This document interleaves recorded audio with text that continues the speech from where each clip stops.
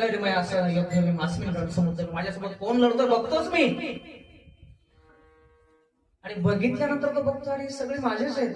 आजोबा आहेत, चुलता आहे, चुलत चुलता आहे, चुलत्याचा पोरगा आहे, चुलत भावाचा मुलगा आहे, सगळे माझे मेवणा आहे, साडू आहे, साडूचा भाऊ आहे, आचार्य मातुलाम भातृ पुत्रम पौत्राम सखी सगळं वर्णन आहे पहिल्या अध्यायामध्ये गीतेच्या. आणि ते सगळे बघितल्यानंतर अर्जुनाचा थरका उडाला. शिदंती मम गात्राणी मुखम च परशुषती. देवा माझे हातपाय थरथर कापायला लागले, माझ्या तोंडाला कोरड पडलेली आहे, माझ्या हाताचं धनुष्य गळून पडत आहे.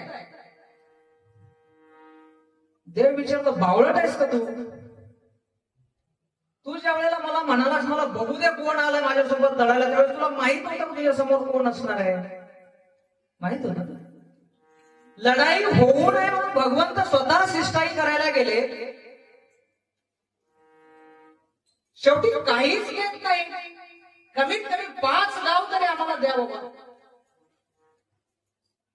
दुर्योधन म्हणाला 5 गाव सोडा, सुईच्या टोकावर मावेल ना तेवढी सुद्धा जागा देत नसतो. अर्जुन म्हटलं त्यांना मारावंच लागतं. आणि इथे आल्यानंतर तू म्हणतो काय कुतस्त्वं कस्मल इदं, काय चाललंय तुझं? हे तुझं कस्मल कुठून आलं इथे? काय बोलतोस तू? अर्जुन म्हणतो कथम भीष्म महम संख्या द्रोणम च मधुसूदन. मी पार्थो द्रोणाचा गेला त्याने धनुर्वेद म्हणजे. अरे या द्रोणाचार्याने मला धनुर्विद्या शिकवले. त्या भीष्माचार्यांच्या मांडीवर बसून खेळलोय मी, यांनी बोटाला धरून मला शिकवलंय. समोर माझे मामा आहे,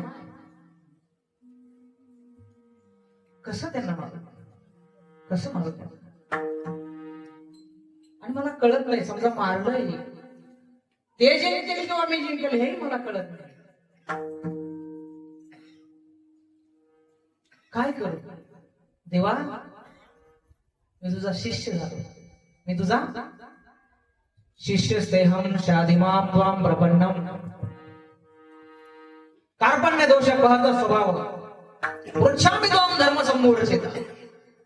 माझा आपण मराठी भाषेत म्हणतो हँग झालं, माझं डोकं हँग झालंय, मला कळत नाही काय आहे. मग मी तुला विचारतो, काय विचारतो?